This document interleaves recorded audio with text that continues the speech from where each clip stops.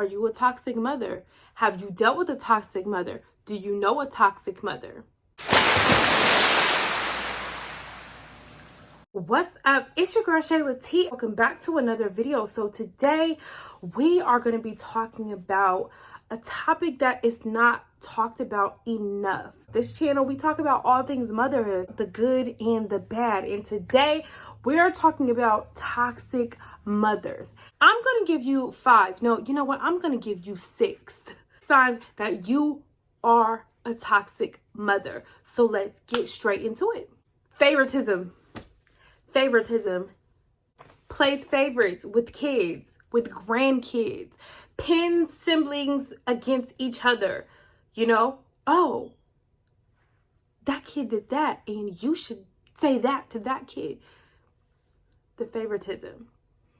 That is toxic. Because when you play favorites, when you pin your children against each other, when you pick one kid on a pedestal and this kid is always criticized, that is a toxic trait because it can leave lingering and long-term damage.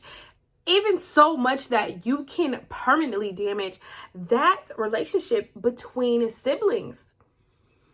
And when you think about that, that is so critical because relationship between siblings, it is something beautiful.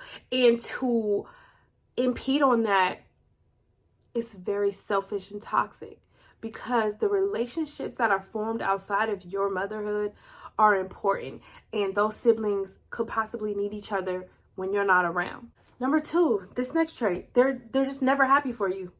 No matter what you do, it is never enough. They're never happy for you. No matter what you do, she is always unhappy about your choices. She rarely gives you credit for your achievements. You can win the Nobel Peace Prize. She'll be, oh, that's good. But, you know, I mean, they've been giving it out to a lot of people. Another one that you never really think about is ruin holidays. Ruins the holidays and special events. Toxic and manipulative people aren't happy.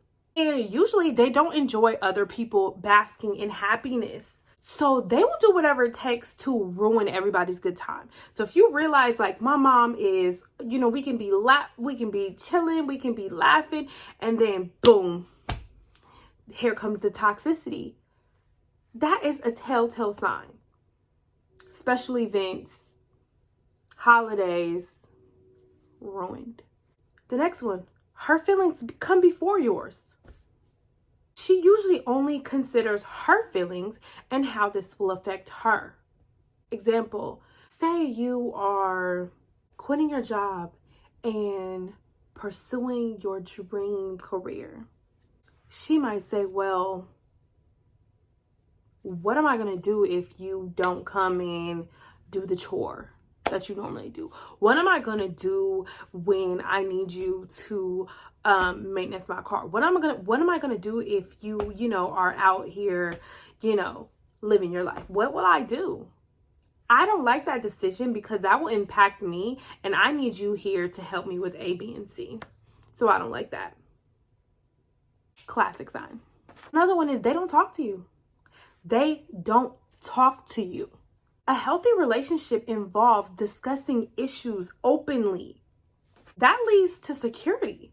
Many times a toxic mother will shut down communication in form of ignoring you to get what they want. For example, have you ever not agreed with your mother only for them to throw a fit and completely ignore you? Has your mother just not responded to something that you said? Went in the bedroom, went in the bathroom, and completely acted like you were this small? It's toxic. And this is the last one. You're still scared of them. A healthy relationship, you should be able to be yourself without fear. Fear that you'll be criticized, made fun of, talked down on, or just flat out disrespected. Toxic parents, on the other hand, will use the hurtful tactics, like what I just mentioned, even on adult children, even on children that are grown, especially when they think their kids are growing up and they're losing the control. So as a result, children the children learn to be fearful. And a lot of time they learn to curb and change their behavior in order to please the toxic mother. Ask yourself or ask your children, are you afraid, or are they afraid to express themselves? These are just some of the things that can determine a toxic mother. And the reason why I wanted to talk about this, because we have to do better. If we know these things, we can do better with these things. So all of this is just an open dialogue so we can do better, so that we can produce healthy children, so that they can be mentally, physically, emotional, healthy, and safe. It's time to not keep going the same route and doing the same things and getting the same result. It's time to do better. It's time to do better by our kids. It is time. And we're not going to do better until we recognize, talk about it, and learn. Because these children grow up to be adults. And the easier we can make it for these kids to grow up without so much problems and emotional baggage and damage, the more we can learn to not damage our children as much as we possibly can and do the best that we can, the better we will be.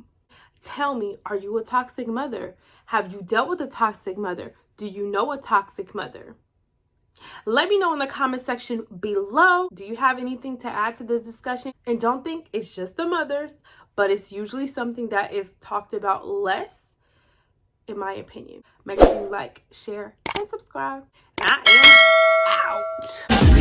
Yeah, no, no, no.